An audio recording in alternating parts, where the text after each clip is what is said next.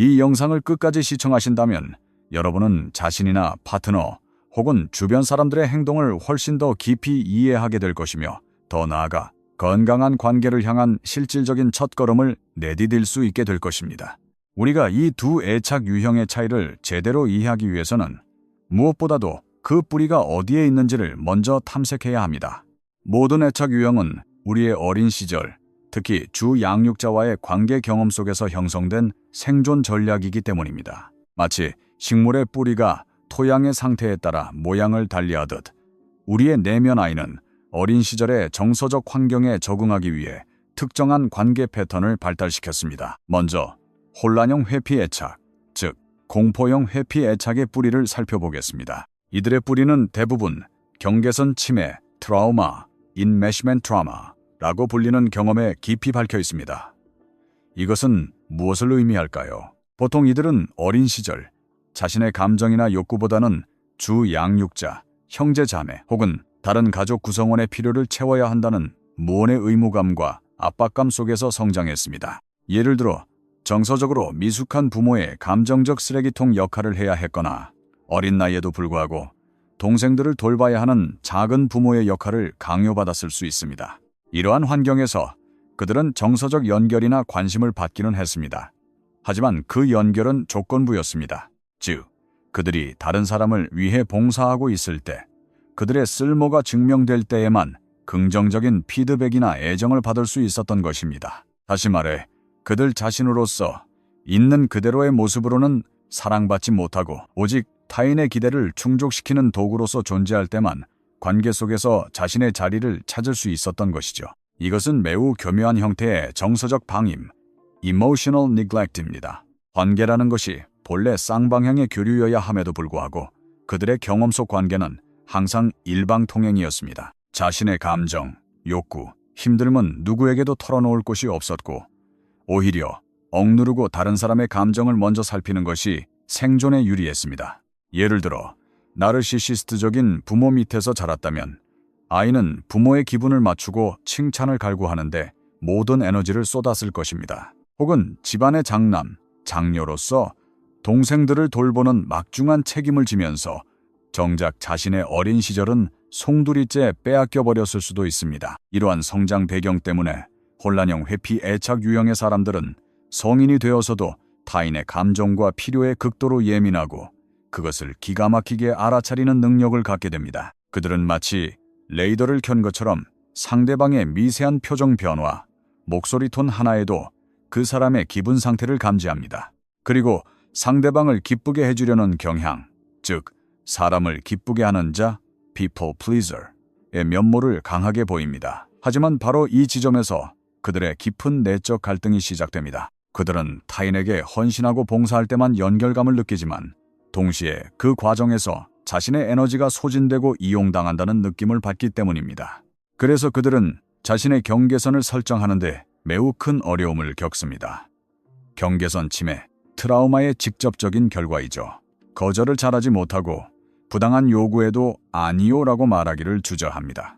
그렇게 자신의 경계선을 계속해서 허물다가 어느 순간 더 이상 참을 수 없는 지경에 이르면 내면에 쌓아두었던 분노와 원망이 폭발하며 극단적으로 관계를 끊어내거나 차갑게 돌변해버립니다. 이러한 뿌리 깊은 경험은 그들 내면에 사람은 믿을 수 없는 존재다, 결국 나의 필요를 채워주지 않고 언젠가는 나를 배신할 것이다 라는 핵심 상처를 남깁니다. 그래서 그들은 한편으로는 누구보다 깊은 연결과 사랑을 갈망하면서도 다른 한편으로는 사람이 가까워지는 것을 죽을 만큼 두려워합니다. 가까이 오지 마. 하지만 나를 떠나지는 마라는 모순된 신호를 계속해서 보내는 것. 이것이 바로 혼란형 회피애착의 핵심적인 딜레마입니다. 자, 이제 이와 대조적으로 거부형 회피애착의 핵심적인 특징들을 비교하며 더 깊이 들어가 보겠습니다. 이 두 유형의 차이를 명확히 이해하는 것은 관계의 역학을 꿰뚫어보는 열쇠가 될 것입니다. 첫 번째로 관계 초반의 온도 차이입니다. 혼란형 회피 애착은 처음 만났을 때 굉장히 따뜻하고 매력적이며 깊은 관계를 원하는 사람처럼 보일 수 있습니다. 그들은 상대방의 이야기에 깊이 공감하고 자신의 감정을 솔직하게 나누는 것처럼 보이며 빠른 시간 안에 강렬한 유대감을 형성할 수 있습니다. 그들은 진심으로 연결을 갈망하는 순간들이 있기 때문입니다. 하지만 그 강렬한 연결 뒤에는 반드시 이건 너무 과했어. 이제는 나만의 공간이 필요해 라는 생각과 함께 급격한 후퇴가 뒤따릅니다. 마치 뜨거운 불꽃처럼 타올랐다가 갑자기 차가운 재로 변해버리는 것과 같습니다. 반면에 거부형 회피 애착은 관계 초반부터 혹은 관계 내내 일관되게 어느 정도의 거리감을 유지하고 다소 차갑게 느껴지는 경향이 있습니다. 그들은 애초에 그 정도의 친밀함이나 깊은 연결을 원하지 않는 것처럼 보입니다. 물론 시간이 지나면서 서서히 마음을 열고 따뜻해질 수는 있지만 혼란형처럼 극적인 온도 변화를 보이는 경우는 드뭅니다. 그들은 가까워지는 것 자체를 불편하고 부담스러운 것으로 여기기 때문에 의식적으로든 무의식적으로든 항상 안전거리를 확보하려고 합니다. 이것이 바로 우리가 볼 수 있는 가장 첫 번째의 핵심적인 차이점입니다. 혼란형은 밀고 당기기가 극단적으로 나타나는 반면 거부형은 일관되게 밀어내는 경향을 보입니다. 두 번째 차이점은 타인의 감정에 대한 민감도입니다. 앞서 언급했듯이 혼란형 회피 애착은 타인의 필요에 극도로 민감합니다. 그들은 상대방이 무엇을 원하는지, 어떤 기분인지 말하지 않아도 알아차리는 경향이 있습니다. 이는 어린 시절 타인의 기분을 맞추는 것이 생존에 필수적이었던 조건화의 결과입니다. 그래서 그들은 종종 내가 이렇게까지 신경 써주는데 왜 상대는 내 마음을 몰라줄까? 라며 서운함을 느끼기도 합니다. 이에 비해 거부형 회피 애착은 타인의 감정이나 필요에 상대적으로 둔감한 편입니다. 그들은 타인의 감정을 읽는데 에너지를 쏟는 것을 비효율적이라고 생각하며 종종 필요한 게 있으면 직접 말하면 되지. 왜 말을 안 해주고 알아주길 바라는 거야. 나는 독심술사가 아니야와 같은 태도를 보입니다. 이는 그들 역시 어린 시절 자신의 감정적 필요가 무시당했던 경험에서 비롯됩니다. 아무도 자신의 감정을 알아주지 않았기 때문에 그들은 스스로 감정을 억누르는 법을 배웠고 타인의 감정을 헤아리는 능력 또한 발달시킬 기회가 없었던 것입니다. 그래서 그들은 다른 사람이 무언가를 필요로 한다는 사실 자체를 잘 인지하지 못하는 경우가 많습니다. 세 번째로 경계선 설정 방식의 차이입니다. 이 부분은 매우 중요합니다. 혼란형 회피 애착은 일반적으로 경계선이 매우 취약합니다. 그들은 거절을 어려워하고 상대방의 요구에 쉽게 휘둘립니다. 하지만 이것이 무한정 계속되는 것은 아닙니다. 그들은 자신의 경계선이 계속해서 침범당하고 자신의 에너지가 고갈될 때까지 참습니다. 그 과정에서 마음속에는 엄청난 분노와 원망이 차곡차곡 쌓입니다. 나는 이렇게까지 희생하는데 왜 나에게 돌아오는 것은 아무것도 없을까? 라는 생각에 사로잡히죠. 이는 불안형 애착의 특성과도 일부 닮아 있습니다. 그리고 마침내 그 분노가 임계점에 도달하면 그들은 갑자기 폭발적으로 아주 차갑고 무섭고 격렬한 방식으로 자신의 경계선을 주장합니다. 때로는 극단적인 철회로 나타나기도 하지만 대부분의 경우 혼란형 회피 애착에게는 이러한 감정적 폭발이 동반되는 경우가 많습니다. 반대로 거부형 회피 애착은 일반적으로 매우 확고하고 견고한 경계선을 가지고 있습니다. 그들은 자신의 시간, 에너지, 공간을 지키는데 매우 능숙합니다. 아니오라고 말하는 것을 어려워하지 않으며 타인의 부탁이나 요구가 자신의 경계선을 침범한다고 느끼면 단호하게 거절합니다. 이 때문에 때로는 이기적이거나 배려심이 없어 보이기도 하지만 사실 이것은 그들이 스스로를 보호하는 가장 중요한 방식입니다. 그들에게 경계선은 혼란형처럼 감정의 폭발과 함께 세워지는 것이 아니라 항상 그 자리에 존재하는 단단한 성벽과도 같습니다. 네 번째, 감정 인식 및 표현의 차이입니다. 혼란형 회피 애착은 자신의 감정을 더 잘 인식하고 표현하는 편입니다. 물론 그 감정들이 불안, 슬픔, 분노와 같이 격렬하고 혼란스러운 경우가 많지만 적어도 그들은 자신이 무엇을 느끼고 있는지 비교적 잘 연결되어 있습니다. 누군가 그들에게 지금 기분이 어때? 라고 물으면 조금 슬퍼, 화가 나, 불안해와 같이 자신의 감정을 단어로 표현할 수 있습니다. 하지만 거부형 회피 애착은 자신의 감정을 인식하는 것 자체를 매우 어려워합니다. 그들은 어린 시절부터 감정을 느끼고 표현하는 것이 위험하거나 불필요하다고 학습했기 때문에 감정으로부터 스스로를 분리시키는 방어 기제가 극도로 발달했습니다. 그래서 그들에게 지금 기분이 어때? 라고 물으면 그들은 나는 라고 생각해라며 자신의 생각이나 분석을 이야기하는 경우가 대부분입니다. 감정을 느끼는 대신 지성으로 처리해버리는 것이죠. 이는 그들 스스로가 어린 시절 겪었던 정서적 방임을 자기 자신에게 재현하고 있는 것과 같습니다. 그들에게 감정, 특히 취약함과 연결된 감정은 통제 불가능한 위협으로 느껴지기 때문입니다. 일본의 문화 심리학적 관점에서 이 부분을 조명해 본다면 더욱 흥미로운 통찰을 얻을 수 있습니다. 일본 사회에서는 혼내, 번심과 타테마의 젠, 표면적인 입장라는 개념이 매우 중요하게 작용합니다. 혼란형 회피애착은 이 혼내와 타테마의 사이에서 극심한 내적 갈등을 겪는 사람이라고 볼 수 있습니다. 겉으로는 친절하고 상냥한 타테마에를 유지하며 사람들을 기쁘게 하려 하지만 내면의 혼내는 상처받을 것에 대한 두려움과 분노로 들끓고 있습니다. 그리고 이 갈등이 극에 달했을 때 억눌렀던 혼내가 갑작스럽게 폭발하는 형태로 나타납니다. 반면 거부형 회피애착은 자신의 혼내 자체를 거의 지워버리고 철저하게 타테마의 갑옷을 입고 살아가는 사람에 가깝습니다. 그들의 타테마에는 나는 독립적이고 감정에 휘둘리지 않으며 누구의 도움도 필요 없는 유능한 사람이다 라는 것입니다. 그들은 이 페르소나를 유지하기 위해 자신의 진짜 감정, 즉 혼내를 깊숙이 억압하고 스스로도 그것을 들여다보려 하지 않습니다.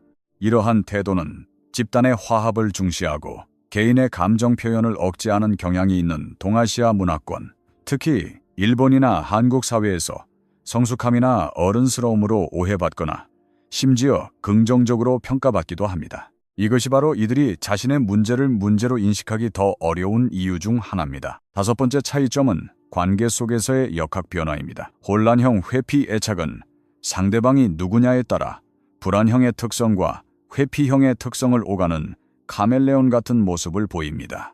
만약 혼란형이 거부형과 관계를 맺게 되면 상대방의 거리감에 불안을 느끼고 더 가까워지기 위해 노력하는 불안형의 역할을 하게 됩니다. 그들은 더 매달리고 더 헌신하고 더 희생하며 상대방의 관심을 얻으려 합니다. 이것을 우리는 활성화 전략, Activating Strategy이라고 부릅니다. 하지만 반대로 혼란형이 불안형과 관계를 맺게 되면 그들은 상대방의 집착과 요구에 질식할 것 같은 느낌을 받고 거리를 두려는 회피형의 역할을 하게 됩니다.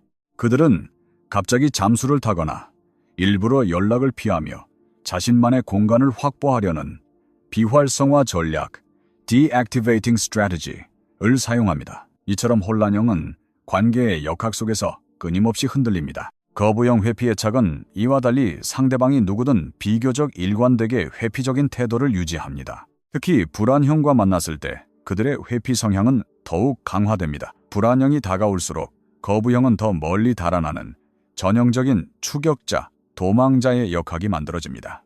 그들은 혼란형처럼 상대에 따라 자신의 포지션을 바꾸지 않고 자신의 독립성과 공간을 지키는 것을 최우선으로 여깁니다. 여섯 번째, 혼자 있는 시간에 대한 태도입니다. 두 유형 모두 혼자 있는 시간이 반드시 필요하다는 공통점이 있습니다. 하지만 그 시간을 갖게 되는 동기는 다릅니다. 거부형 회피애착은 자연스럽게 본능적으로 혼자 있는 시간을 선호하고 그 시간을 통해 에너지를 재충전합니다. 그들에게 혼자 있는 것은 숨을 쉬는 것처럼 당연하고 필수적인 일입니다. 반면 혼란형 회피애착은 주로 관계 속에서 느낀 좌절감, 분노, 실망감 때문에 벌을 주듯이 혹은 도망치듯이 혼자만의 시간을 갖는 경우가 많습니다. 강렬한 연결 뒤에 오는 소진감 혹은 자신의 희생이 보상받지 못했다는 원망 때문에 갑자기 동굴 속으로 들어가 버리는 것입니다. 그리고 그들은 거부형과 달리 그렇게 혼자만의 시간을 가지면서도 상대방을 상처 입혔을지도 모른다는 죄책감이나 수치심을 느끼는 경우가 많습니다. 이것 또한 중요한 차이점입니다. 거부형은 자신이 공간을 필요로 하는 것을 당연하게 여기고 상대방이 그것을 이해하지 못하면 그건 네 문제라고 생각할 가능성이 높은 반면 혼란형은 자신의 행동이 타인에게 미칠 영향에 대해 더 많이 고뇌합니다. 일곱 번째, 비판에 대한 반응입니다. 이 부분도 매우 흥미롭습니다. 혼란형 회피애착은 잠재적인 거절이나 비판에 대해 더 많이 걱정하고 곱씹는 경향이 있습니다. 만약 내가 이렇게 행동하면 저 사람이 나를 싫어하지 않을까? 혹시 나 때문에 기분이 상한 건 아닐까? 와 같이 아직 일어나지 않은 일에 대해 많은 감정적 에너지를 소모합니다. 반면에 거부형 회피 애착은 실제로 일어난 직접적인 비판에 훨씬 더 큰 상처를 받습니다. 그들은 겉으로는 태연한 척할지 모르지만 누군가 자신의 능력이나 판단을 직접적으로 비판하면 그들의 자존감은 깊이 상처를 입습니다. 왜냐하면 나는 유능하고 독립적인 사람이라는 자기 이미지는 그들의 핵심적인 방어기제인데, 비판은 바로 그 방어벽에 균열을 내는 공격이기 때문입니다. 그래서 그들은 비판을 받은 후에 며칠이고 그 말을 곱씹으며 분노하거나 위축될 수 있습니다.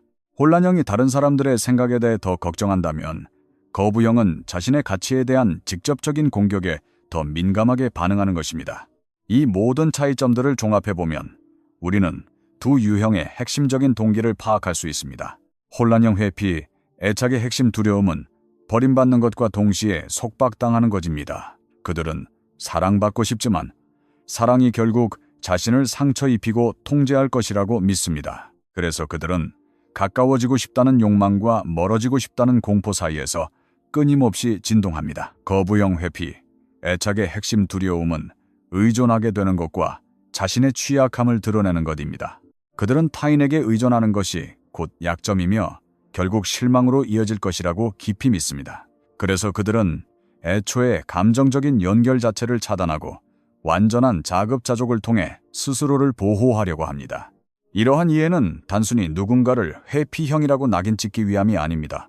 이것은 그들의 행동 이면에 숨겨진 깊은 상처와 두려움을 이해하고 더 큰 연민과 공감으로 다가가기 위한 첫걸음입니다. 만약 여러분 자신이 이 유형 중 하나에 해당한다고 느낀다면 그것은 여러분이 잘못되었기 때문이 아닙니다. 그것은 여러분이 어린 시절의 힘든 환경 속에서 살아남기 위해 최선을 다해 만들어낸 생존 전략이었을 뿐입니다.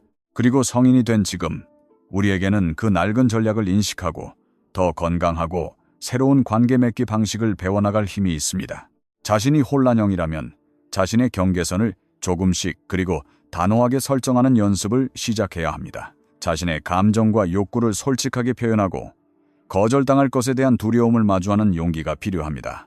자신이 거부형이라면 감정을 회피하는 대신 아주 작은 감정부터 느끼고 이름 붙이는 연습을 시작해야 합니다. 그리고 신뢰할 수 있는 사람에게 자신의 아주 작은 취약함부터 조금씩 드러내 보이는 모험을 감행해야 합니다. 이 여정은 결코 쉽지 않을 것입니다. 하지만 여러분이 자신의 내면을 더 깊이 이해하고 과거의 상처가 현재의 관계를 어떻게 지배하고 있는지를 깨닫는 것만으로도 변화는 이미 시작된 것입니다. 여러분은 사랑받을 자격이 있고 안정적이고 깊은 유대감을 누릴 자격이 있습니다. 과거의 경험이 여러분의 미래를 결정하도록 내버려 두지 마십시오.